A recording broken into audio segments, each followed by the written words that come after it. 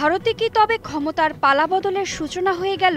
লোকসভার নির্বাচনের পর এবার বিভিন্ন রাজ্যের ১৩ বিধানসভা আসনে উপনির্বাচনে ১১ আসনেই হেরে গেল নরেন্দ্র মোদীর বিজেপি। রীতিমতো ঝড় তুলেছেন রাহুল গান্ধী। তার নেতৃত্বে বিরোধী ইন্ডিয়া জোট নরেন্দ্র মোদীকে নাস্তানাবুদ করেই চলেছে। রাহুল গান্ধী রীতিমতো নরেন্দ্র মোদীকে ছাপিয়ে ভারতের সবচেয়ে শক্তিশালী নেতাতে পরিণত হতে যাচ্ছেন। রামনগরী অযোধ্যায় লোকসভা ভোটে হেরেছিল মোদী। এবার উত্তরাখণ্ডের পবিত্র তীর্থক্ষেত্র বদ্রীনাথে সরাসরি রাহুলের কংগ্রেসের কাছে উপনির্বাচনে হেরে গেল মোদীর বিজেপি। বিষ্ণুনগরী বলে পরিচিত বদ্রীনাথের পাশাপাশি মঙ্গলৌর আসনটিও কংগ্রেস পেয়েছে। লোকসভায় অযোধ্যা মুখ ফেরালেও বিধানসভা উপনির্বাচনে বদ্রীনাথ নিয়ে আত্মবিশ্বাসী ছিল মোদী শিবির, কিন্তু বদ্রীনাথবাসী তাতে সাড়া দেননি, যার জেরেই এই ধর্মনগরীতেও হারের মুখ দেখতে হলো বিজেপিকে। বিজেপির প্রার্থী ভান্ডারী পেয়েছেন ২২,৯৩৭টি ভোট। অন্যদিকে কংগ্রেস প্রার্থী লখপত সিং বুটোলা পেয়েছেন ২৮,১৬১টি ভোট। রাম মন্দিরকে সামনে রেখেই শুধু উত্তরপ্রদেশ কেন, গোটা দেশেই ভোটের বৈতরণী পার করার লক্ষ্যে নেমেছিলেন নরেন্দ্র মোদী, অমিত শাহেরা। এনডিএ জোট সংখ্যাগরিষ্ঠতা পেলেও ভোটের ফল বেরোতে দেখা গিয়েছে অযোধ্যাতেই ধরাশায়ী হয়েছে বিজেপি। বিজেপি সূত্রের খবর, অযোধ্যাতে দলের এই হার স্বয়ং শীর্ষ নেতৃত্বরাও কল্পনা করতে পারেননি।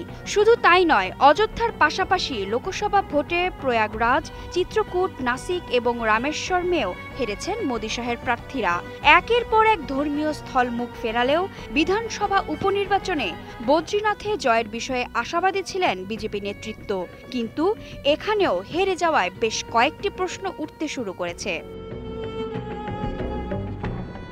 শুধু কংগ্রেসেই নয়, ইন্ডিয়া জোটে কংগ্রেসের শরিক পশ্চিমবঙ্গের তৃণমূল কংগ্রেস, তামিলনাড়ুর ডিএমকে, পাঞ্জাবে আম আদমি পার্টি ভালো করেছে।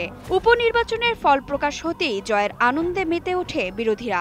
কংগ্রেস সাংসদ তথা লোকসভার বিরোধী দলনেতা রাহুল এক্স হ্যান্ডেলে পোস্ট করে লেখেন, উপনির্বাচনের ফল স্পষ্ট করে দিয়েছে বিজেপির তৈরি করা ভয় ও বিভ্রান্তির জাল ছিঁড়ে গিয়েছে।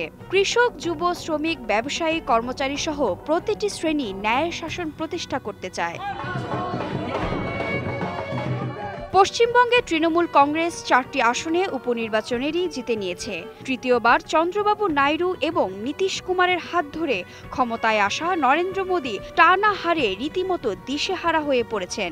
বিশ্লেষকরা বলছেন, লোকসভা ভোটে বিজেপির জয়ের ঘোড়া আটকে গিয়েছিল, আর এখন এই ঘোড়া রীতিমতো মাটিতে মুখ থুবড়ে পড়ছে। সামনেই আছে মহারাষ্ট্র, হরিয়ানা এবং ঝাড়খণ্ডের বিধানসভা নির্বাচন। এসব নির্বাচনে হেরে গেলে নরেন্দ্র মোদীর প্রধানমন্ত্রিত্ব টিকিয়ে রাখাই মুশকিল হয়ে যাবে বলে মনে করছেন বিশ্লেষকরা। ভারতের বিরোধী দলীয় নেতা রাহুল গান্ধীর সামনে ক্রমেই যেন মলিন হয়ে পড়ছেন প্রধানমন্ত্রী Narendra Modi. But I was quite disappointed to see Bithi Das, ৭১। still nowhere near